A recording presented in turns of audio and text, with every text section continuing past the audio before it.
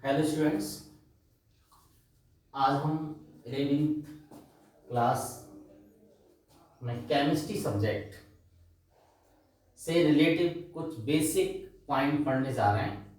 मैंने आपको डेफिनेशन समझा दी थी, ठीक है।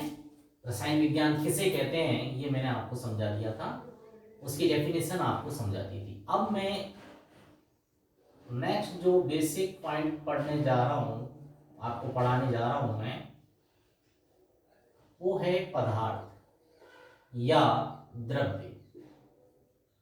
देखो इस पर बहुत ज्यादा चर्चा चलती है,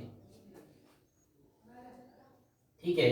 पदार्थ या द्रव्य बार बार केमिस्ट्री में हम देखो स्टार्टिंग में डेफिनेशन में आया था कि पदार्थ के संगठन, उसके गुणधर्म, उसमें होने वाले परिवर्तनों आदि का अध्ययन ही क्या कहलाता है, रसायन विज्ञान कहलाता है, ठीक है। तो हम पदार्थ को अच्छे से समझें किसे कहते हैं। तो पहले परिभाषा निकलती है, देखो पदार्थ किसे कहते हैं, परिभाषा क्या है इसकी वो हमें समझनी है, ठीक है। तो हम कह सकते हैं, यहां से डेफिनेशन दे सकते हैं, वह वस्तु जिसमें जिसमें आयतन व द्रव्यमान दोनों उपस्थित होते हैं, दोनों उपस्थित होते हैं।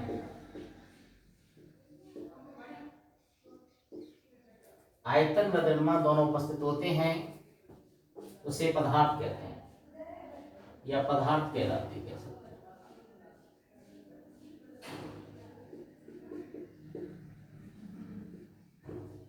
ठीक है, कंडीशन क्या बन गई भाई, क्या होना चाहिए उसमें, आयतन और द्रव्यमान दोनों होने चाहिए, ठीक है। आयतन से अगर हम मोटे शब्दों में लें तो आयतन से मतलब होता है स्थान घेरना, यानी बस वह वस्तु जो स्थान घेरे, और द्रव्यमान का मतलब है उसमें कुछ ना कुछ क्या हो, भार हो, ठीक है। वैसे फिजिक्स की भाषा में भार का मतलब अलग हो जाता है, यहाँ हम इतना ही समझेंगे वजन हो। तो वह वस्तु जो स्थान घेरे, जिसमें कुछ ना कुछ भार हो, उसे हम क्या कहेंगे, पदार्थ या द्रव्य कहेंगे, ठीक है। समझ में आ रहा है। अब इसके बाद हम चर्चा करते हैं आगे कि आखिर एग्जाम्पल कौन कौन से दे रहे हैं हम, बहुत सारे एग्जाम्पल, जल, ठीक है, पत्थर, कोयला, लोहा, और देते चले जाएं खूब सारे आदि, ये पदार्थ के एग्जाम्पल्स हो गए, ठीक है। अब हम बात करते हैं आगे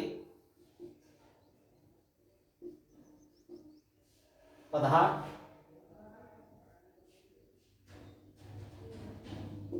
के गुणों की बात कर लें या अभिलाक्षणिक गुण की बात कर लें। ये भी समझना चाहिए हमें, पदार्थ के अभिलाक्षणिक गुण क्या है, कैरेक्टरिस्टिक क्या है पदार्थ के, वो हमें समझने हैं, ठीक है। तो देखो प्रत्येक पदार्थ सूक्ष्म कणों से मिलकर बना होता है, यानी प्रत्येक पदार्थ जो होता है वो किससे मिलकर बना होता है, सूक्ष्म कणों से मिलकर बनता है, मिलकर बना होता है। पदार्थ में छोटे छोटे कण होंगे, प्रत्येक पदार्थ छोटे छोटे कणों से मिलकर बना होगा, सूक्ष्म कणों से मिलकर बना होता है, ठीक है। इसके बाद हम अगला पॉइंट जो पढ़ने जा रहे हैं, एक पदार्थ जो वो सूक्ष्म कणों से मिलकर बना होता है, ये हमने पढ़ा, ठीक है। अब अगला जो पॉइंट आता है वो क्या आता है, इन्हीं को हम अवयवी कण कह सकते हैं, यही हमारे पदार्थ के क्या कहलाएंगे भाई, अवयवी कण हो जाएंगे, यही पदार्थ के क्या होंगे, अवयवी कण होंगे, जिनसे मिलकर ये पदार्थ बना है, ठीक है, याद रखना है। अगला पॉइंट, कणों के बीच पदार्थ के कणों के बीच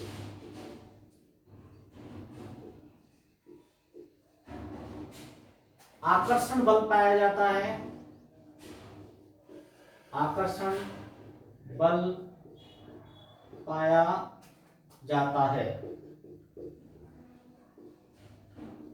जिसे अंतराणविक बल कहते हैं।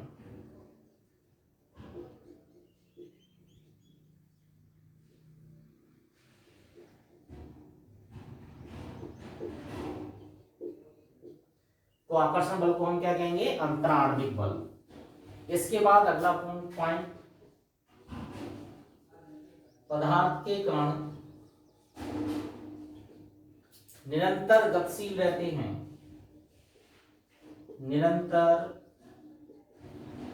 गतिशील रहते हैं, यानी पदार्थ के कणों में गति पाई जाएगी भाई, ठीक है। चाहे कैसी भी गति हो, ये कंपन गति हो सकती है ना, कंपन गति से लेकर के कण एक स्थान से दूसरे स्थान के लिए भी गति करेगा, है ना। इसके बाद अगला जो पॉइंट आ रहा है उसको हम समझेंगे।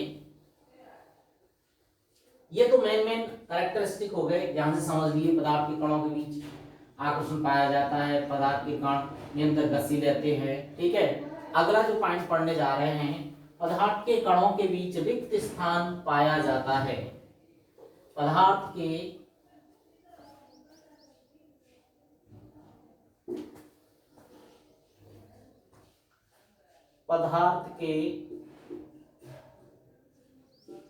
कणों के बीच रिक्त स्थान पाया जाता है।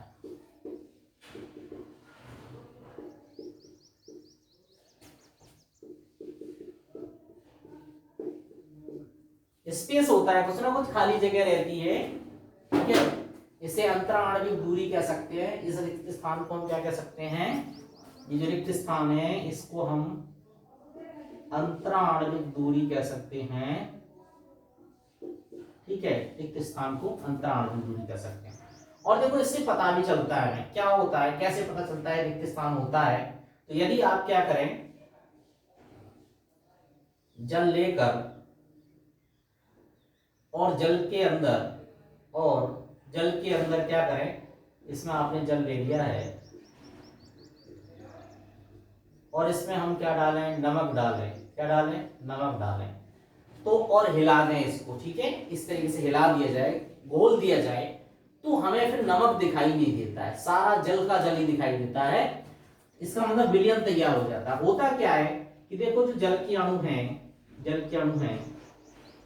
इन अणुओं के बीच जो नमक का फॉर्मूला क्या है? NaCl, Na आयन और क्या है? Cl आयन, ये आ जाते हैं, ठीक है। ये तो आयन ऐसे व्यवस्थित हो जाते हैं। माना कि Na आयन है तो ये मान लो क्या हो गया? Cl आयन है। ये Na आयन आ गया और ये क्या आ गया? मान लो Cl आयन।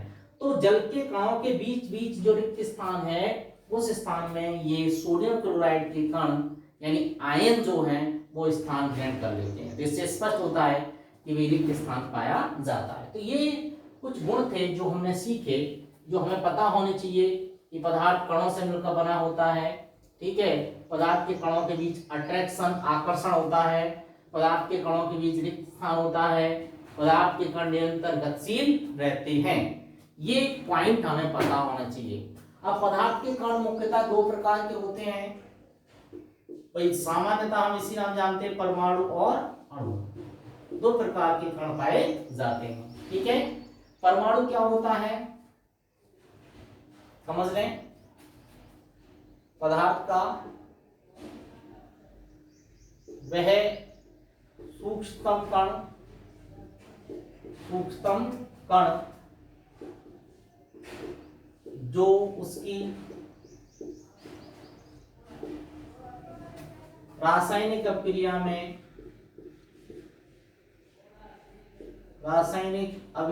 में भाग लेता है,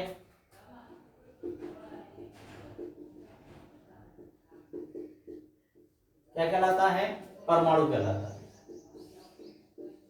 परमाणु कहलाता है। ठीक है, और परमाणु के बारे में ये भी पता होना चाहिए, परमाणु का स्वतंत्र अस्तित्व नहीं है, इसका स्वतंत्र अस्तित्व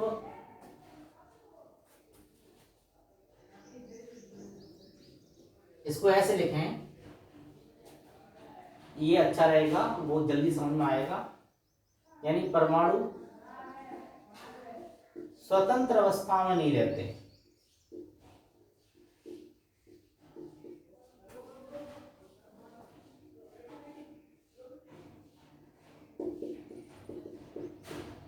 ये समझ में आएगा आपको अच्छी से, फ्री नहीं पाए जाते हैं, है ना, ये चीज याद रखनी है। और वैसे भी एक पॉइंट आपको शुरू में पढ़ाया गया था, वो भी आपका अमान्य है, लेकिन शुरू में स्टार्टिंग क्लासेस में ये जाना जाता है कि परमाणु पदार्थ का वह सूक्ष्म कण है जिसे और अधिक विभाजित नहीं कर सकते, जो डाल्टन ने कहा था, है ना। फिर बाद में उसमें अन्य कण पाए गए, प्रोटॉन, इलेक्ट्रॉन, न्यूट्रॉन, ठीक है। फिर जाके ये जो परिभाषा थी उसका अमान्य कर दिया, और ये वाली परिभाषा आपको याद रखनी है फिर, ठीक है ना। इसके बाद हम बात करें अणु की, तो पदार्थ का वह सूक्ष्मतम कण, पदार्थ का वह सूक्ष्मतम कण जिसमें उसके सभी गुण विद्यमान रहते हैं,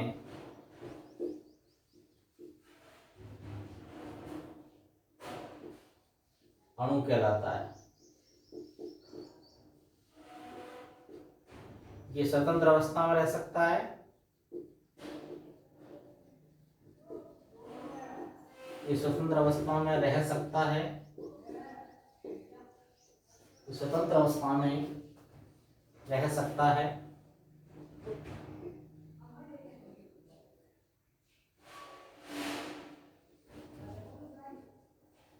यह स्वतंत्र अवस्था में रह सकता है,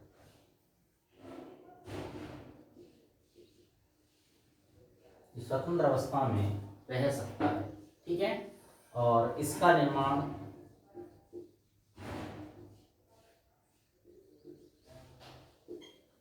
परमाणुओं से मिलकर होता है,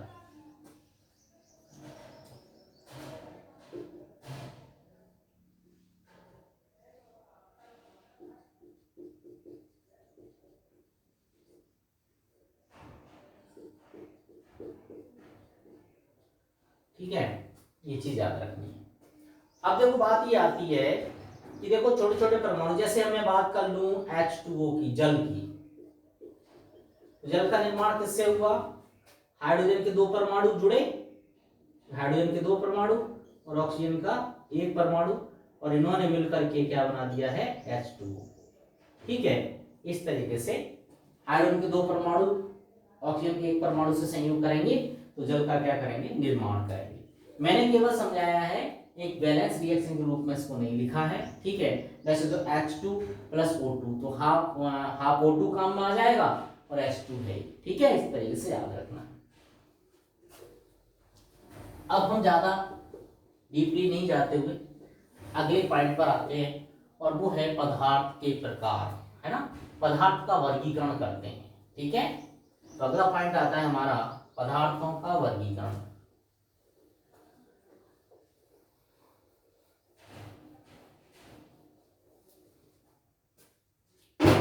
पदार्थों का वर्गीकरण,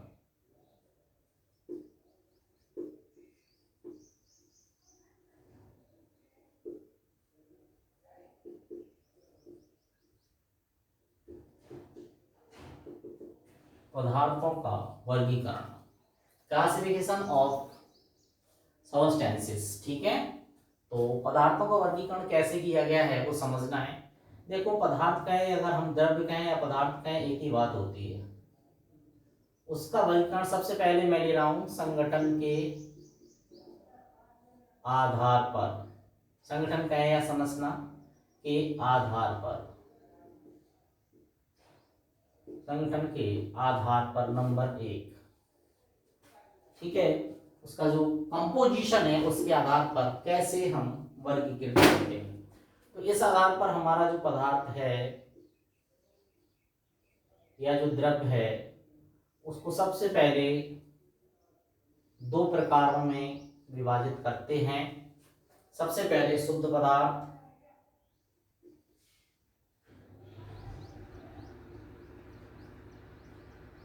उसके बाद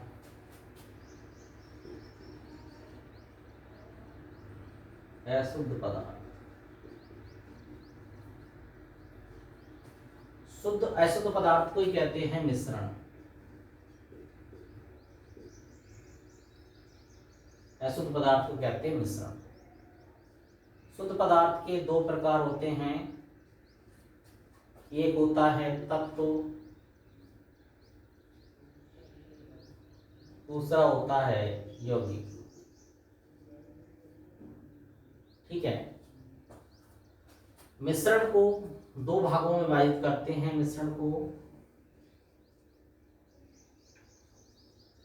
एक होता है समांगी मिश्रण,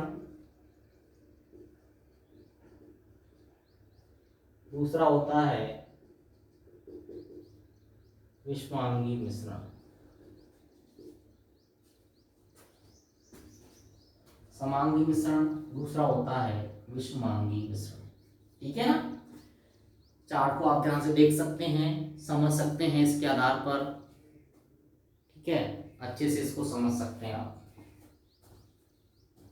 मैं एक एक करके अब आपको समझाऊंगा। ठीक है, इसको आप देख सकते हैं, अच्छे से कंप्लीट कर सकते हैं। सामान्य परिचय चल रहा है भाई, केमिस्ट्री का सामान्य परिचय है ये। उस एक पहला चैप्टर होगा उसमें भी यही परिचय आएगा, तो मैं यहाँ पर वापस इसको नहीं समझाऊंगा। अभी मैं सामान्य परिचय के अंतर्गत इसको समझा रहा हूँ। ठीक है,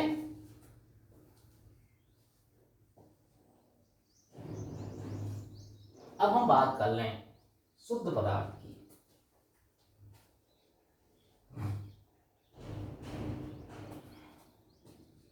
प्योर सबस्टेंस या प्योर मैटर क्या है उसको समझना है।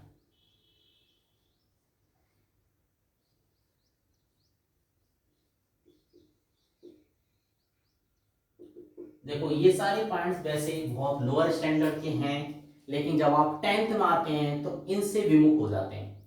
फिर वापस 11th में आते हैं तो फिर इनको समझाया जाता है एक अच्छी तरीके से, वापस इसको रिवाइज में लाया जाता है। इसलिए मैं ये पॉइंट वापस रिवाइज करवा रहा हूं आपको। ठीक है, तो हम कह सकते हैं वह पदार्थ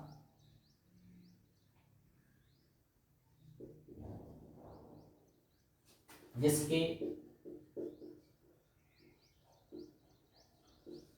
सभी कणों की रासायनिक प्रकृति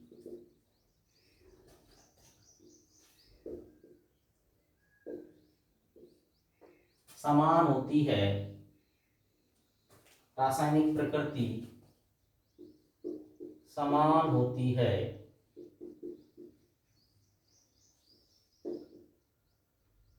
अर्थात कण समान होते हैं, शुद्ध पदार्थ कहलाता है। शुद्ध पदार्थ कहलाता है। ठीक है, ऐसे समझना है। अब हमें समझना है ये दो प्रकार के होते हैं, ये दो प्रकार के होते हैं। जैसा कि आपने, जो मैंने एक फ्लो डायग्राम बनाया था, एक चार्ट बनाया था आपके सामने, इसका वर्गीकरण दर्शाया था, उसमें आपने देखा था ये दो प्रकार के होते हैं। कितने प्रकार के होते हैं? दो। नंबर 1 तत्व, इसको एलिमेंट कहते हैं। नंबर 2 यौगिक। ठीक है, तत्व को एलिमेंट कहते हैं और नंबर 2 कंपाउंड। ठीक है, पहली चर्चा कर लेते हैं हम किसकी। पहली जो हमारी चर्चा होगी वो किसकी होगी, तत्व की होगी। ठीक है, तत्व किसे कहते हैं ये मुझे समझाना है, सही है। तत्व क्या है, वैसे तो सभी जानते हो, 10th पढ़ के आए हो, हमने आवर्त सारणी में बहुत सारे तत्वों को पढ़ा। बस हम यहाँ डिफाइन कर रहे हैं और डेफिनेशन आपको याद रखनी है, क्योंकि इन्हीं शब्दों का इस्तेमाल हम बार बार किया करेंगे, तो इनसे हम वापस रूबरू हो जाएं। तो पहला पॉइंट आ रहा है तत्व।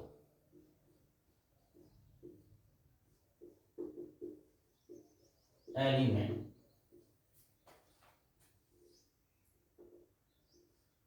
तो डेफिनेशन क्या बनती है इसकी, एक ही प्रकार के परमाणुओं से, एक ही प्रकार के परमाणुओं से मिलकर बना पदार्थ,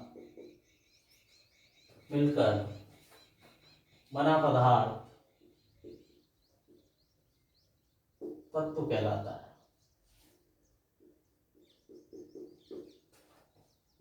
तत्व कहलाता है, ठीक है। एक ही प्रकार के परमाणु से मिलकर बना पदार्थ क्या कहलाता है, तत्व कहलाता है।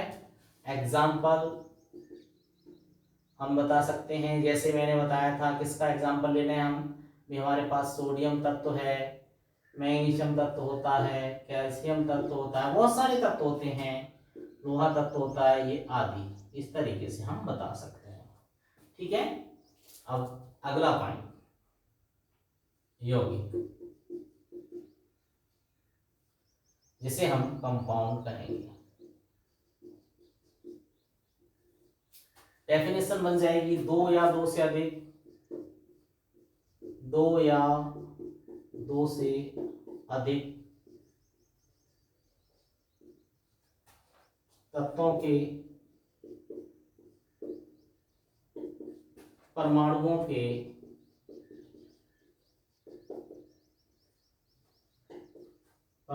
के निश्चित अनुपात में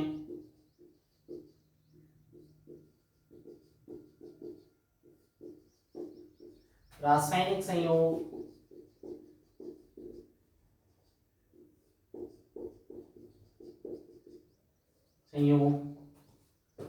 से बना पदार्थ यौगिक कहलाता है।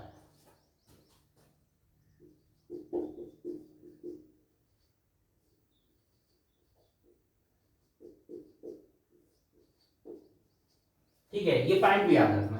अब की बार जब यौगिक की फॉर्मेशन होगी, यौगिक जब बनेगा, तो उसमें दो या दो से अधिक तत्वों के जो परमाणु हैं वो आपस में निश्चित अनुपात में जुड़ेंगे, निश्चित रेशियो में जुड़ेंगे।